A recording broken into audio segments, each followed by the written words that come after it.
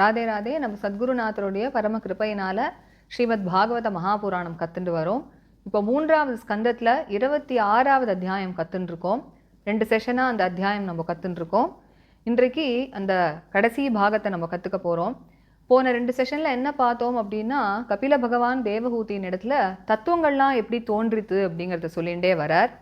இப்பொழுது அந்த மகத்திலேருந்து ஆரம்பித்து அகங்காரம்னு எல்லா தத்துவங்களும் தோன்றின பிறகு மகத்து அகங்காரம் பஞ்சபூதங்கள்ங்கிற அந்த 7 தத்துவங்களும் அப்படி தனித்து இருக்க உடனே பகவானே அதுக்குள்ளே நுழைஞ்சு அந்த உலகம்ங்கிற அண்டத்தை தோற்றுவித்தான் அப்படிங்கிற வரைக்கும் பார்த்தோம். அதற்கு மேலே இந்த அத்தியாயத்தில் சொல்லிகிட்டே போகிறார், அந்த உலகம்ங்கிற அந்த அண்டம் இருக்கே அதுலேருந்து தான் இந்த விராட் புருஷனானவர் இப்போ தோன்ற போகிறார். அந்த அண்டத்துக்கு விசேஷம் அப்படின்னு பேர் அப்படிங்கிறார். ஏதத் அண்டம் விசேஷாக்கியம் அப்படிங்கிறார். அது எப்படி இருக்குது அப்படின்னா, அது அப்படியே சூழப்பட்டிருக்காம் இந்த எல்லா தத்துவங்களாலையும். மகத்து அகங்காரம் போன்ற தத்துவங்களால் சூழப்பட்டிருக்கு. எப்படின்னா, முதல்ல பூமி, அதுக்கப்புறமா ஜலம், அதுக்கப்புறமா அக்னி, அப்புறம் வாயு ஆகாசம், அப்புறம் அகங்காரம், அப்புறம் மகத்து அப்படின்னுங்கிற இந்த 7 தத்துவங்களால் சூழப்பட்டிருக்கு. ஒன்றுக்கு அடுத்தது ஒன்றாக. இதில் ஒரு ஆவரணமும் மிந்தின ஆவரணத்தை காட்டிலும் 10 மடங்கு பெருசாக இருக்குது அப்படிங்கிறார். கடைசியாக இது எல்லாமே எதால் சூழப்பட்டிருக்குன்னா பிரதானம் அப்படிங்கிற அந்த பிரகிருத்தியால் சூழப்பட்டிருக்கு அப்படிங்கிற இந்த ஒரு உலகம்ங்கிற இந்த இதுக்குள்ளே தான், இந்த அண்டத்துக்குள்ளே தான் 16 லோகங்கள்னு சொல்கிறோமே, 14 லோகங்களும் இதுக்குள்ளே தான் இருக்குது அப்படிங்கிறார். இப்பொழுது அப்படியே அந்த தங்கமயமாக ஜொலிக்கக்கூடிய அந்த உலகம்ங்கிற அந்த அண்டத்திலேருந்து தான் இந்த விராட் புருஷனானவர் இப்போ தோன்றினார். அவர் விழிப்பு அடைஞ்சு இப்போ என்ன பண்ணுறார் அப்படின்னா, எல்லா இந்திரியங்களையும் தோற்றுவிக்கிறாராம். முதல்ல எது ஏற்படுறது அப்படின்னா, அவருக்கு வாயானது ஏற்படுறது. அந்த வாயில் வாக்கு அப்படிங்கிற அந்த ஒரு இந்திரியமும், அதற்கு அதிஷ்டான தேவதையாக அக்னி பகவானும் தோன்றினார். அதுக்கப்புறமா மூக்கானது தோன்றித்து, அதில் முகருதல்ங்கிற இந்திரியம், அதற்கு தேவதையாக இருக்கக்கூடிய வாயு பகவான். அதுக்கப்புறமா 2 கண்கள் ஏற்படுறது, அதில் பார்வைங்கிற இந்திரியம், சூரிய பகவானே அதற்கு தேவதையாக இருக்கார். அதுக்கப்புறமா 2 காதுகள், அந்த காதுகளில் கேட்கறதுங்கிற இந்திரியம், அதற்கு திக் தேவதைகளே தேவதைகளாக இருக்கா. அதுக்கப்புறமா தோலானது ஏற்படுறது, அது மேலே கேசங்கள் ரோமங்கள்லாம் ஏற்படுறது, தலையில் கேசமும் ஏற்படுறது, முகத்தில் அவருக்கு தாடி மீசை இதெல்லாம் ஏற்படுறது அப்படிங்கிறார். அதில் துடுதல்ங்கிற அந்த உணர்ச்சியும், அதற்கு தேவதைகளாக யார் இருக்கா அப்படின்னா பயிர்களும் ஓஷதிகளுமே தேவதைகளாக இருக்கா அப்படிங்கிறார். அதுக்கப்புறமா பிரஜோத்பத்தி பண்ணக்கூடிய இந்திரியம், பிரஜோத்பத்தி பண்ணக்கூடிய அந்த ஒரு சக்தி, அதற்கு தேவதையாக ஜலமே இருக்குது அப்படிங்கிறார். அதுக்கு அடுத்ததாக குதம் அப்படிங்கிற அந்த ஒரு இந்திரியம், அதற்கு தேவதை மிருத்யு அப்படிங்கிறார். மிருத்யூர் லோக பயங்கரஹா அப்படின்னு லோகத்தில் எல்லாருக்கும் பயத்தை ஏற்படுத்தக்கூடிய அந்த மிருத்யுவே தேவதையாக இருக்குது. கைகள் ஏற்படுறது, கைகளில் அந்த எல்லாத்தையும் கிரகிக்கிறது அப்படிங்கிற அந்த சக்தி, அதற்கு இந்திரனே தேவதையாக இருக்கான். கால்கள்லாம் ஏற்படுறதாம், அந்த கால்களில் நடக்கிறது அப்படிங்கிற அந்த சக்தி, அதுக்கு விஷ்ணு தேவதையாக இருக்கார். இரத்த நாடிகள்லாம் ஏற்படுறது, அதில் இரத்த ஓட்டம் ஏற்படுறது, அதற்கு யார் தேவதைனா நதிகள்லாமே தேவதைகளாக இருக்குது.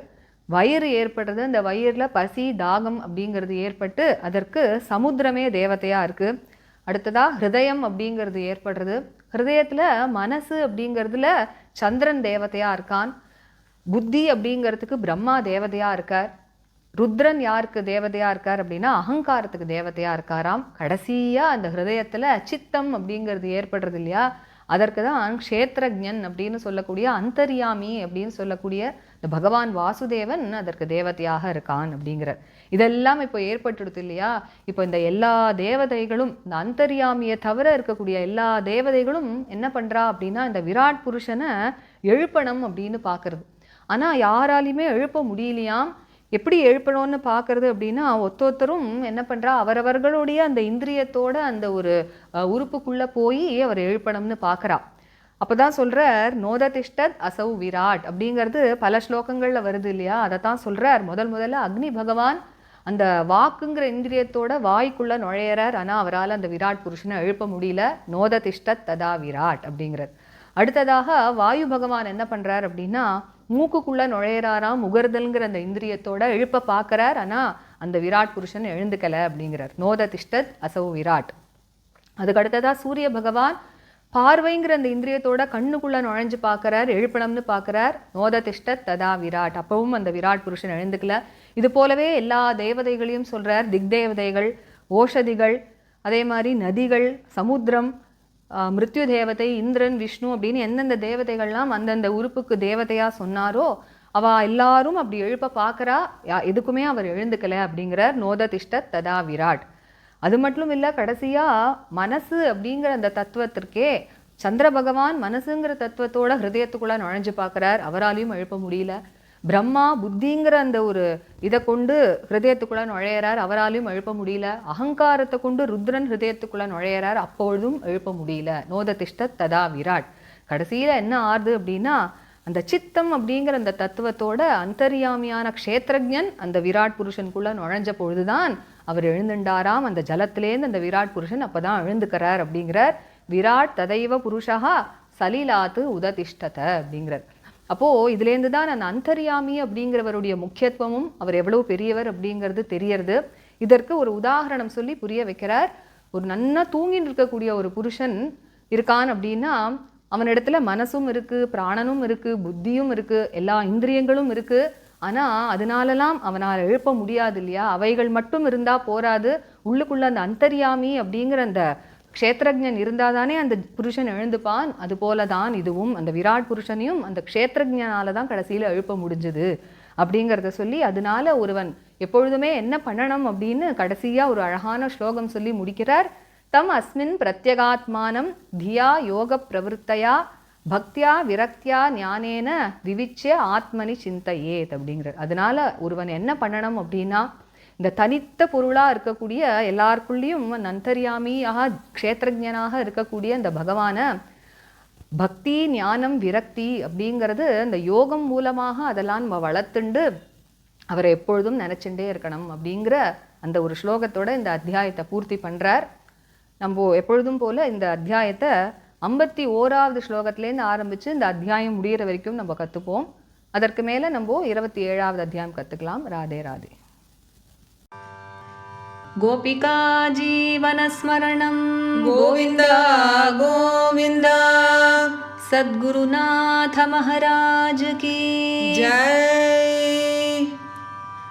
कलये सुन्दराकारं सदैकप्रियदर्शनम् अज्ञाननाशकं देवं सद्गुरुं मुरलीधरम् मुरलीमण्डितकरकमलं मुनिजनमोहनं व्यत्यस्तपादं वनमालाधारिणं प्रेमभक्तमण्डलनित्यकीर्तितं श्रीप्रेमिकवरदम् आश्रयेऽहम्। जन्माद्यस्य यतोऽन्वयादितरतश्चार्थेष्वभिज्ञस्वराट् तेने ब्रह्महृदायादिकवये मुह्यन्ति यत्सूरयः। तेजो वारिमृदां यथा विनिमयो यत्र त्रिसर्गो मृषा धाम्ना स्वेन सदा निरस्तकुहकम् सत्यं परं धीमहि। धर्मः प्रोज्झितकैतवोऽत्र परमो निर्मत्सराणां सतां वेद्यं वास्तवमत्र वस्तु शिवदं तापत्रयोन्मूलनं।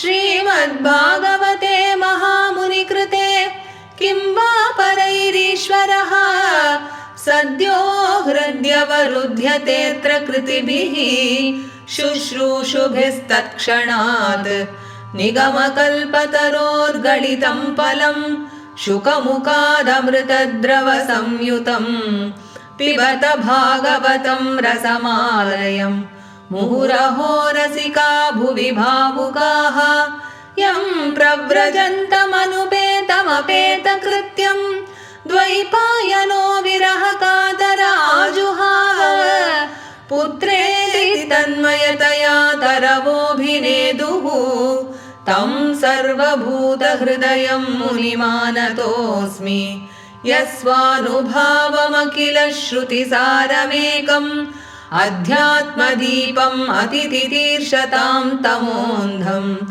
संसारिणां करुणयाः पुराणगुह्यं तं व्याससूनुमुपयामि गुरुं मुनीनां नारायणं नमस्कृत्य नरं चैव नरोत्तमं देवीं सरस्वतीं व्यासं ततो जयमुदीरयेत्।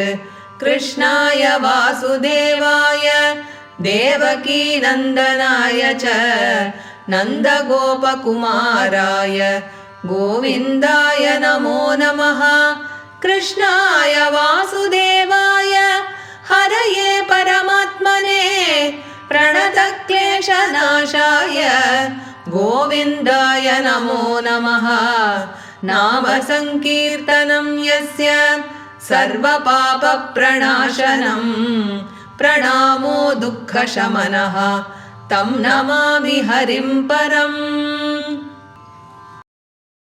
गोपिका जीवनस्मरणं गोविन्द गोविन्द सद्गुरुनाथ महाराज की जय। ततस्तेन अनुविद्धेभ्यो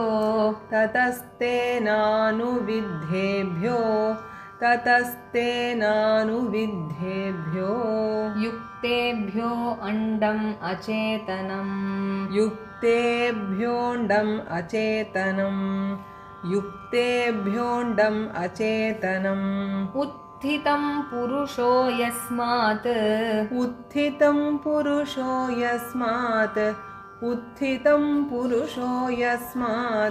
उदतिष्ठद् असौ विराट्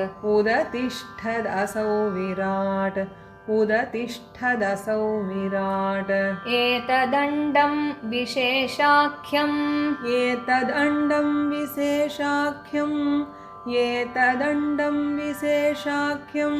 क्रमवृद्धैः क्रमवृद्धैर्दशोत्तरैः तोयादिभिः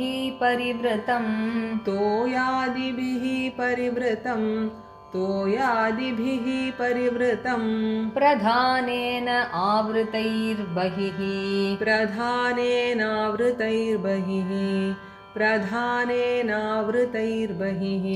यत्र लोकवितानोऽयं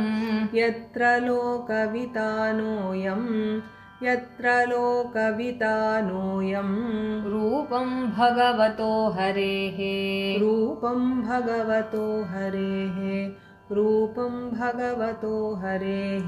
हिरण्मयात् अण्डकोशात्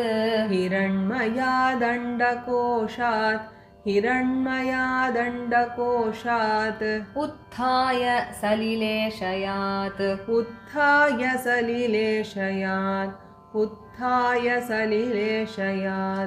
तमाविश्य महादेवो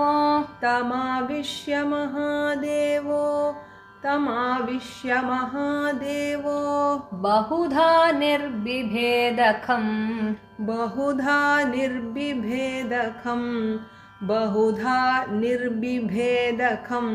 निरभिद्यत अस्य प्रथमं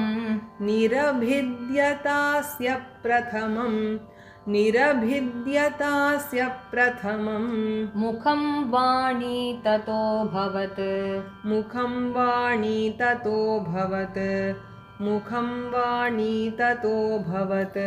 वाण्या वह्निः अथो नासे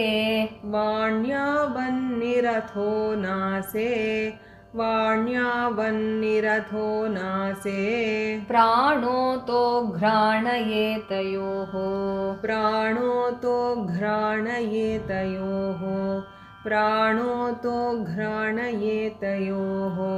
घ्राणाद्वायुः अभिद्येताम्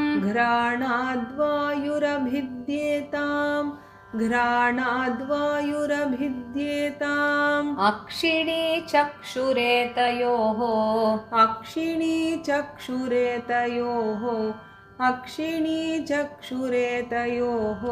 तस्मात् सूर्यो व्यभिद्येताम्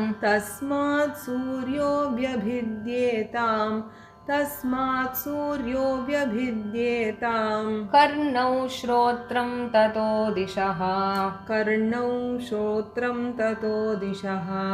कर्णौ श्रोत्रं ततो दिशः निर्बिभेदविराजस्त्वक् निर्बिभेदविराजस्त्वक् निर्बिभेदविराजस्त्वक् रोम श्मश्रुवादयः ततः रोम श्मश्रुवादयस्ततः रोम श्मश्रुवादयस्ततः तत ओषधयः चासन् तत ओषधयश्चासन् तत ओषधयश्चासन् शिश्नं निर्बिबिधे ततः शिश्नं निर्बिभिदे ततः शिश्नं निर्बिभिदे ततः रेतस्तस्मात् आप आसन् रेतस्तस्माद् आप आसन् रेतस्तस्मादाप आसन्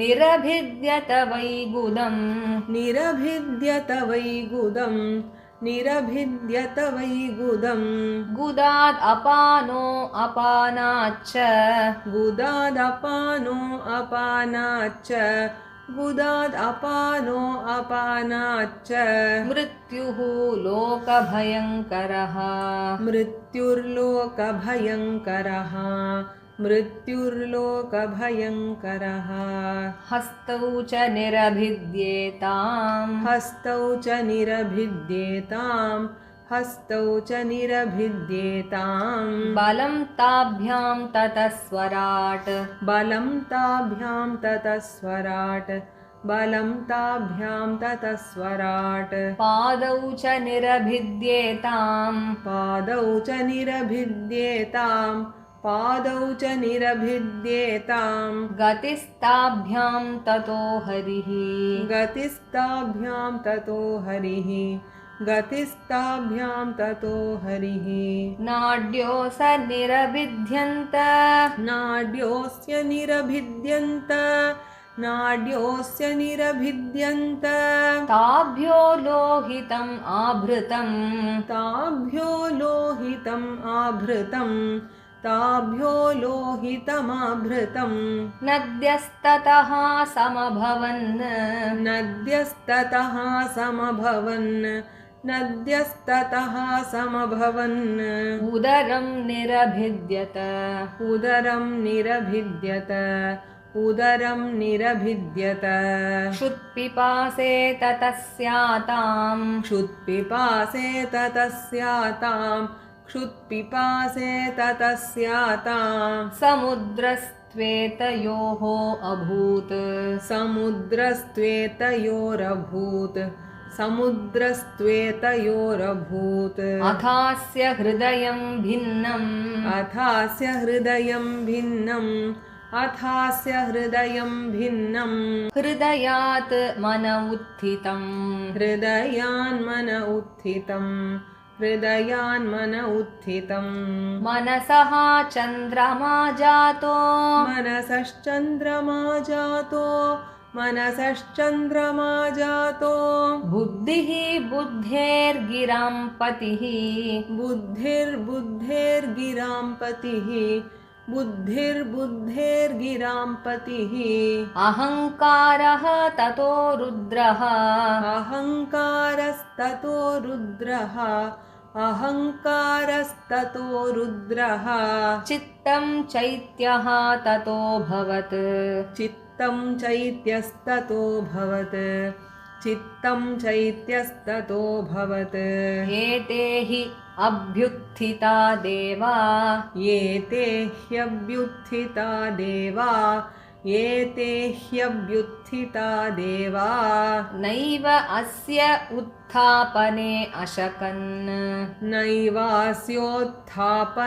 शकन् नैवास्योत्थापने शकन् पुनः आविविशुः खानि पुनराविविशुः खानि पुनराविविशुः खानि तम् उत्थापयितुं क्रमात् तमुत्थापयितुं क्रमात् तमुत्थापयितुं क्रमात् वह्निः वाचा मुखं भेजे वह्निर्वाचा मुखं भेजे वह्निर्वाचा मुखं भेजे नोदतिष्ठत् तदा विराट् नोदतिष्ठत्तदा विराट् नोदतिष्ठत्तदा विराट् घ्राणेन नासिके वायुः घ्राणेन नासिके वायुः घ्राणेन नासिके वायुः न उदतिष्ठत् तदा विराट्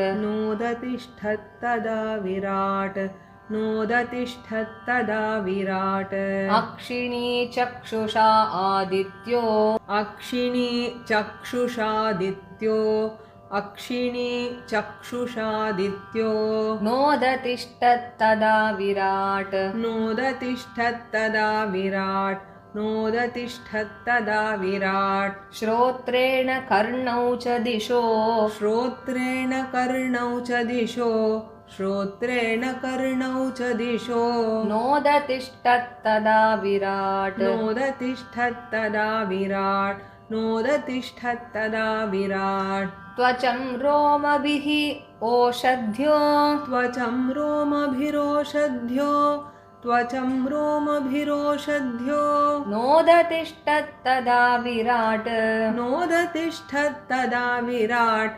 नोदतिष्ठत्तदा विराट् रेतसा शिष्णम् आपस्तु रेतसा शिष्णमापस्तु रेतसा शिष्णम् आपस्तु नोदतिष्ठत् तदा विराट् नोदतिष्ठत्तदा विराट् नोदतिष्ठत्तदा विराट् गुदं मृत्युः अपानेन गुदं मृत्युरपानेन गुदं मृत्युरपानेन नोदतिष्ठत् तदा विराट् नोदतिष्ठत्तदा विराट् नोदतिष्ठत्तदा विराट् हस्तौ इन्द्रो बलेनैव हस्तौ इन्द्रो बलेनैव हस्ताविन्द्रो बलेनैव नोदतिष्ठत् तदा विराट् नोदतिष्ठत्तदा विराट् नोदतिष्ठत्तदा विराट् विष्णुः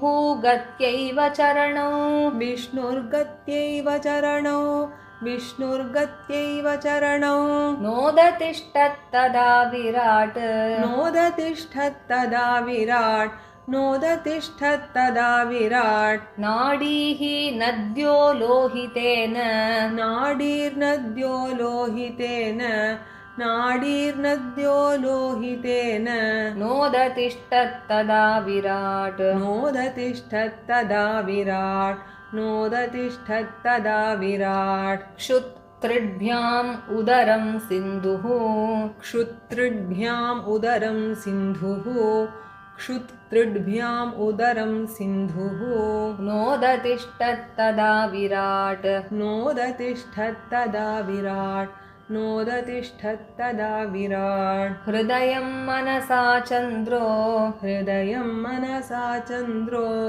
हृदयं मनसा चन्द्रो नोदतिष्ठत् तदा विराट् नोदतिष्ठत्तदा विराट् नोदतिष्ठत्तदा विराट् बुद्ध्या ब्रह्मापि हृदयं बुद्ध्या ब्रह्मापि हृदयं बुद्ध्या ब्रह्मापि हृदयं नोदतिष्ठत् तदा विराट् नोदतिष्ठत्तदा विराट् नोदतिष्ठत्तदा विराट् रुद्रो अभिमत्या हृदयं रुद्रोऽभिमत्या हृदयं रुद्रोऽभिमत्या हृदयं नोदतिष्ठत् तदा विराट् नोदतिष्ठत्तदा विराट् नोदतिष्ठत्तदा विराट् चित्तेन हृदयं चैत्यः चित्तेन हृदयं चैत्यः चित्तेन हृदयं चैत्यः क्षेत्रज्ञः प्राविशद्यदा क्षेत्रज्ञः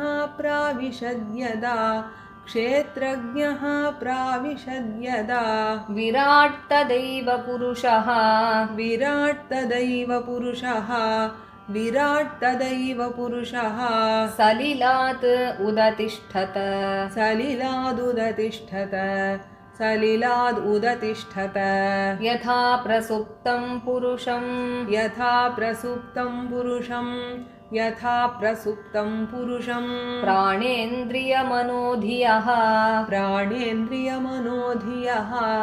प्राणेन्द्रियमनोधियः प्रभवन्ति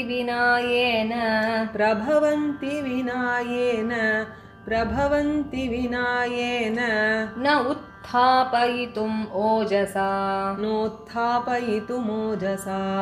नोत्थापयितुमोजसा तम् अस्मिन्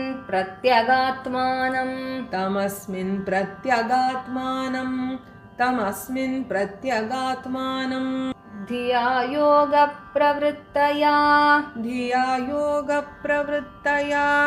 धिया योगप्रवृत्तया भक्त्या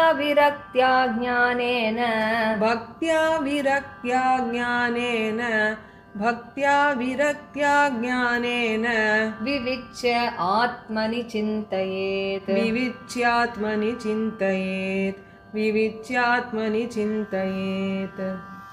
இப்போ 51வது ஸ்லோகத்திலேருந்து இந்த அத்தியாயம் முடிகிற வரைக்கும் நம்ம எல்லாரும் சேர்ந்து படிக்கலாம். From the 51st shloka till the end of this chapter. ततस्तेनानुविद्धेभ्यो युक्तेभ्योऽण्डम् अचेतनम् उत्थितं पुरुषो यस्मात् उदतिष्ठत् असौ विराट् एतदण्डं विशेषाख्यं क्रमवृद्धैर्दशोत्तरैः तोयादिभिः परिवृतं प्रधानेनावृतैर्बहिः यत्र लोकवितानोऽयं रूपं भगवतो हरेः हिरण्मयादण्डकोशात् उत्थाय सलिलेशयात् तमाविश्य महादेवो बहुधा निर्बिभेदकं निरभिद्यतास्य प्रथमं मुखं वाणी ततोऽभवत् वाण्या वह्निरथो नासे प्राणोतो घ्राणयेतयोः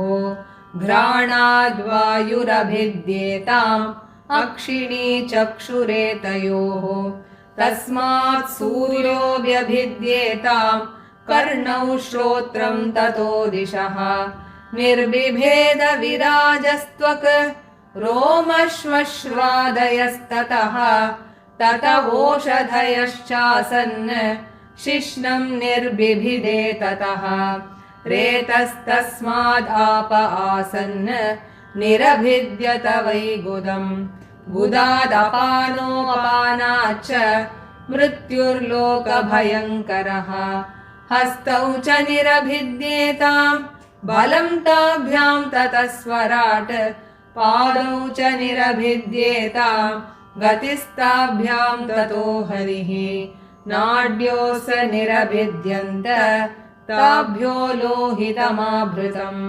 नद्यस्ततः समभवन् उदरं निरभिद्यत क्षुत्पिपासे ततस्याताम् समुद्रस्त्वेतयोरभूत् अथास्य हृदयं भिन्नं हृदयान्मन उत्थितम् मनसश्चन्द्रमा जातो बुद्धिर्बुद्धेर्गिरां पतिः अहङ्कारस्ततो रुद्रः चित्तं चैत्यस्ततो भवत् एते ह्यभ्युत्थिता देवा नैवास्योत्थापने शकन् पुनराविविशुः खानि तमुत्थापयितुं क्रमात् वह्निर्वाचा मुखं भेजे नोदतिष्ठत्तदा विराट् घ्राणेन नासिके वायुः नोदतिष्ठत्तदा विराट् अक्षिणी चक्षुषादित्यो नोदतिष्ठत्तदा विराट् श्रोत्रेण कर्णौ च दिशो नोदतिष्ठत्तदा विराट् त्वचं रोमभिरोषध्यो नोदतिष्ठत्तदा विराट् रेतसा शिश्नमापस्तु नोदतिष्ठत्तदा विराट् गुदं मृत्युरपानेन नोदतिष्ठत्तदा विराट् हस्ताविन्द्रो बलेनैव नोदतिष्ठत्तदा विराट् विष्णुर्गत्यैव चरणौ नोदतिष्ठत्तदा विराट् नाडीर्नद्यो लोहितेन नोदतिष्ठत्तदा विराट् क्षुत्रिभ्याम् उदरं सिन्धुः नोदतिष्ठत्तदा विराट् हृदयं मनसा चन्द्रो नोदतिष्ठत्तदा विराट् बुद्ध्या ब्रह्मापि हृदयं नोदतिष्ठत्तदा विराट् रुद्रोऽभिमत्या हृदयं नोदतिष्ठत्तदा विराट् चित्तेन हृदयं चैत्यः क्षेत्रज्ञः प्राविशद्यदा विराट् तदैव पुरुषः सलिलादुदतिष्ठत यथा प्रसुप्तं पुरुषं प्राणेन्द्रियमनोधियः प्रभवन्ति विना येन नोत्थापयितुमोजसा तमस्मिन् प्रत्यगात्मानं धिया योगप्रवृत्तया भक्त्या विरक्त्या ज्ञानेन विविच्यात्मनि चिन्तयेत्। श्रीहरये नमः, श्रीहरये नमः, श्रीहरये नमः। गोपिका जीवनस्मरणं गोविन्द गोविन्द सद्गुरु महाराज की जय। நம்ம அடுத்த செஷன்ல 27வது அத்தியாயம் கத்துக்கலாம். Radhe Radhe. Radhe Radhe. With the grace of our Guru Maharaj, we are learning Srimad Bhagavata Mahapurana. And now in the third skanda, we have started learning the 26th chapter. In the previous two sessions, we saw the 26th chapter. And today we will be completing the 26th chapter. So in the first two sessions, we saw how Kapila Bhagavan begins to narrate the evolution of all the tattvas and how when all these tattvas were standing separately without being able to unite, Bhagavan entered into these tattvas and formed the cosmic egg. And now further in this chapter he says that this cosmic egg which was formed from these 7 principles, it was from this cosmic egg that later Virat Purusha appeared, and this egg is known as Vishesha. He says Etad Andam Visheshakhyam, and it is surrounded on all sides by belts of these tattvas, that is in order by the earth, the water, the fire, the air, ether, the ahankara and the mahat tattva.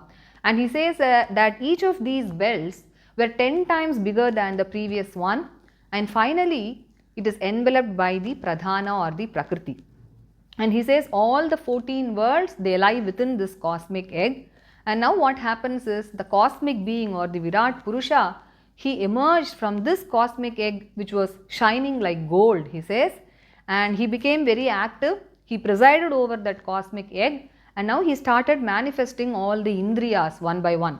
So what happened? First of all, a mouth appeared in the Virat Purusha with the organ of speech and also with fire god as its deity, and a pair of nostrils appeared then with the olfactory sense and with the wind god as its deity, then a pair of eyes with the sense of sight with sun god as its deity, then a pair of ears appeared with the sense of hearing and with the Dik Devatas as its deity, then skin appeared on the Virat Purusha, then hair appeared on the skin, hair appeared on his head also, and beard and moustache appeared on his face, and the sense of touch appeared on the skin, and the herbs and the annual plants, they were the deities for this sense of touch, he says. And then the organ of generation with the faculty of procreation with the god of waters as the deity, then appeared the anus with the organ of defecation, and the god of death, who is the terror to this entire world, he was the deity for this organ of defecation. And then appeared hands with the capacity to grasp and drop things, and the devata was Indra. And then a pair of feet appeared with the power of locomotion, and Vishnu was the deity for that. And then blood vessels appeared with the blood circulation going on in these blood vessels, and the rivers were the deity for this. And then an abdomen appeared with hunger and thirst with the ocean as its deity, and then a heart appeared, and in the heart first of all the mind appeared with the moon as its deity, and then buddhi or intellect appeared with Brahma as its deity, and then ego with Rudra as its deity, and finally the chitta appeared with the Antaryami or the Kshetrajna, the indweller, who is none other than Bhagavan Vasudeva as its deity. Now when all the deities had appeared, now all the deities except the Antaryami, they tried to arouse this Virat Purusha into action, but they could not do that at all. And so he says how they tried to do that. They all entered their respective places of origin in order to arouse the Virat Purusha. First of all, fire god entered the mouth with the organ of speech, but Virat Purusha did not wake up, he says. Nodatishtat tada Virat. So we can see that this line appears again and again because he describes one by one how all the deities tried to wake up this Virat Purusha, but they could not do so. He says that then wind god entered the nostrils with the olfactory sense and tried to arouse the Virat Purusha, but it could not do so. Nodatishtat tada Virat. And then sun god entered the eyes with a sense of sight, but he also could not wake up the Virat Purusha. Nodatishtat tada Virat. So one by one all the Digdevatas, the herbs and the annual plants, the rivers, the ocean, Vishnu, Indra, and all of them one by one they tried to wake up the Virat Purusha, but they could not do so. Nodatishtat tada Virat. And finally, the moon god entered the heart with the mind. He also could not wake up Virat Purusha. Brahma entered the heart with the buddhi. He could not do that. Rudra entered the heart with ego, and he also could not do that. So he says, Nodatishtat tada Virat. So what happened was finally this Kshetrajna or Antaryami, who is none other than Bhagavan Vasudeva with the Chitta as his Tattva, he entered the heart, and that very moment the cosmic being or this Virat Purusha, he rose up from these waters, the causal waters. He says, Virat tadaiva Purushaha salilat udatishtat. So this explains the greatness and importance of the Antaryami or the Kshetrajna, and here he gives an example to make us understand this well. He says when a person is fast asleep, his mind is there, his prana, his life is there, the intellect is there, all his senses are there, but these powers cannot wake up that man unless the Kshetrajna or the Antaryami's presence is there. So he says that is the greatness of the Antaryami. So what a person must do is he must always keep contemplating on this Antaryami or Kshetrajna, who is present within this body but is distinct from everything else.